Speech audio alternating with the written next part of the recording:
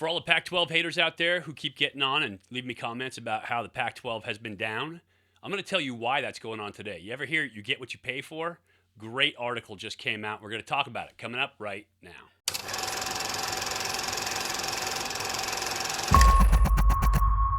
Hey everybody, welcome to Elite Athletes TV. I'm Mike Pulaski, former 11-year pro quarterback and quarterbacks coach here at EliteAthletesTV.com. There was a great article that recently came out in Athletic Director U. I will put a link in the comment section down below so you can see it for yourself. But it's talking about expenditures across college football for the different college football programs. Now, they approach it from the side of athletic directors, talking about teams, how much they're spending, how much it costs per win, all of those things. But it's a great article to understand exactly what's been going on in college football lately and why you have perennial powerhouses and why you have teams and conferences that underperform. I'm about to show you what each college football team is spending, and maybe one of your favorites as well. But before we get started, if you're new to the channel, if you haven't done so yet, make sure you subscribe and ring that bell. Get notified every time we have new stuff coming out. Hit that thumbs up button down below. Give us a like. We'd appreciate it. And leave me a comment. I'd love to hear from you as well. Everybody that asks me about different NFL teams and different NFL franchises and what makes the difference, they always look at quarterbacks and all the different things that make great franchises. And players are super important. But the teams that consistently win championships are the teams that have great management, starting with ownership. Those teams and those type of organizations are the ones that win year in and year out consistently. And what do they have in common?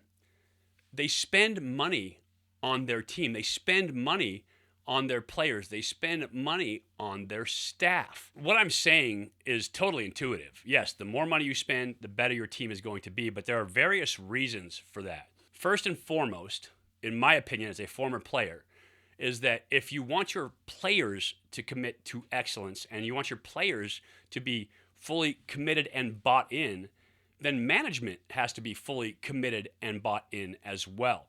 Chemistry and creating a balance on a team is all about everybody feeling that they are appreciated and respected. Football is a game of gladiators. And so we are out there banging our heads, taking the injuries, doing the treatments, doing the workouts, putting in all that work. We just want to feel like management is as committed as we are.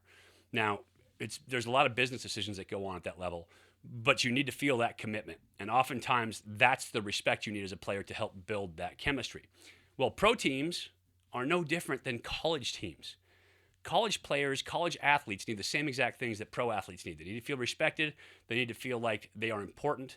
And that means that the schools, the universities, have to make that players' experience as efficient as possible, both in the classroom, on the field, in treatment, in the weight room, all of those things. You want to maximize the potential of that athlete by giving them all the tools they need to maximize their experience as a college player. Obviously, money means you have better facilities. Better facilities help athletes train better. You can get more athletes through a fully stocked training room and get them healthy, get them taped, get their treatments, all of that stuff, than you can through one that's understocked and underfunded. You can get more athletes efficiently through a weight room that is fully stocked, that has everything that you need, than you can through one that has 2 squat racks.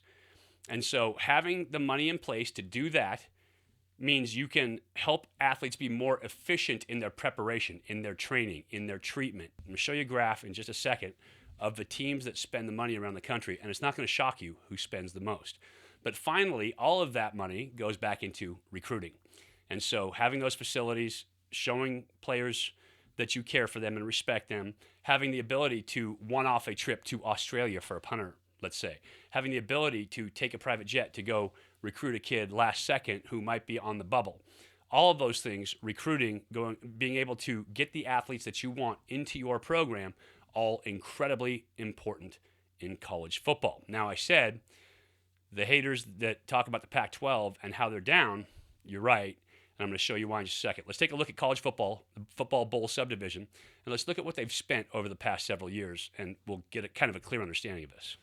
Firstly, just overall football bowl subdivision team expenses. Since 2003 down here, you can see it was just below $8 million average. That means that there's 130 FBS teams in the country. 65 of those are spending less than that per season on each team. This number, the percentage, is what percentage that is of the overall athletic budget. So football, which is the number one driver of revenue, is spending just under $8 million, but they're also only 20% of the overall budget for an athletic department, which is funding all of the other sports on campus. And you can see the curve on this is upward, which has to do with cable TV rights, kind of all that stuff. But now the average is right around $22 million, and it's only grown about 2% in terms of athletic budgets overall, what you're spending on football bowl subdivision teams. So not a huge growth in terms of percentage of the athletic budget, but in terms of the expenditure, you can see having a college athletics program pretty expensive. Most teams averaging around $22 million per team. Now let's take a look at who is spending the most. And surprise, surprise, top of the list for football bowl subdivision teams, Alabama. You can see they are almost tripling the average expense of most football bowl subdivision teams. Now, this is 2014 to 2018 here. And you can see during that time, 67 wins. So obviously, spending that money is paying off for all the reasons that we talked about. Next, obviously, Florida State, kind of shocking in that they are 22 wins down and their ranking is 16 points lower. But as we come down the list, you'll see Ohio State down here at number 4, spending $43 million per year and getting back 62 wins, right? So you spend the money, you get the wins, you put together great programs, great teams. Once again, Michigan underperforming big time, only 43 wins. But coming in at number 5, Clemson, $41 million a year, 65 wins over that time. So you can see overperforming really in terms of what they're spending, but spending a lot of money, almost double what the average college football team is spending on their program right now. And then a couple other notables, obviously Georgia overperforming, 52 wins, $39 million. And then Oklahoma, 37.3, coming in at 54 wins. So some teams overperforming compared to what Alabama's doing, but Alabama clearly 67 wins, just 2 better than Clemson, but really set themselves apart on the list. What you don't notice here as we go through these conferences, Notre Dame, obviously an independent, but you see SEC, 5 different teams in that top 11. ACC, right here, big spender. Clemson, a big spender. Miami, a big spender in terms of overall budgets.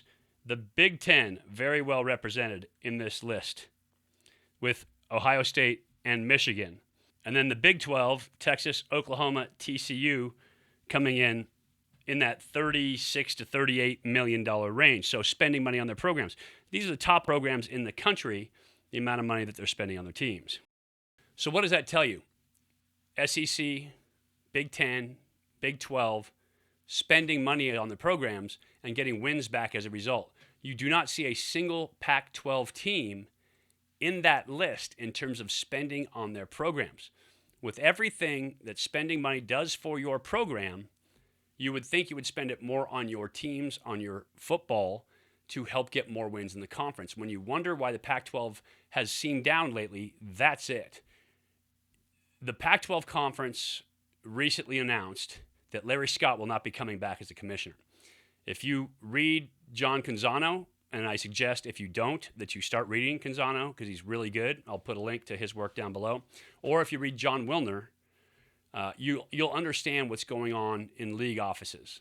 And so there is a lot of consternation about how the Pac-12 has been managed recently. Canzano had a great series of articles about all the money that Pac-12 spends outside of sports, just on conference building, on the networks, on everything else. And so rather than putting that money back into the teams, they were spending it on a little bit of flash. And I think the teams and the product on the field suffered as a result of that. I think because it is a conference, it's a 12-member conference, everybody has to kind of buy into it. But I think a lot of money was going into the conference level rather than the individual team level. I think if the Pac-12 can get that money out of that conference level back to the individual teams and help them support their teams better financially, you're going to see a lot better product on the field. The athletes, I will say this, I think the athletes in the Pac-12, almost across the board, are as good as anywhere in the country. You have some phenomenal athletes on the field. But the support, streamlining the proposition for athletes, making it more efficient is what has to happen. If they can do that, if the Pac-12 can put that money back into the teams, back into the schools, rather than at the conference level where it doesn't matter as much, they're going to see a much different product on the field. So that's it. Pac-12, that saying, you get what you pay for. Pac-12 isn't paying for that upper echelon teams right now. The highest spending team over the last several years is Washington. Oddly enough, Washington keeps winning games. They showed up in the national championship game. They are always in that Pac-12 championship game. So they are a team that has put the money in, supported their players, and they get the wins as a result. If every Pac-12 team can start doing that, then you're going to see some really good competition out here on the West Coast. Appreciate you watching. Just want to talk a little college football today. And remember, you get what you pay for. Pac-12 needs to pay to get their teams on par with other conferences across the country. I'll talk to you again soon.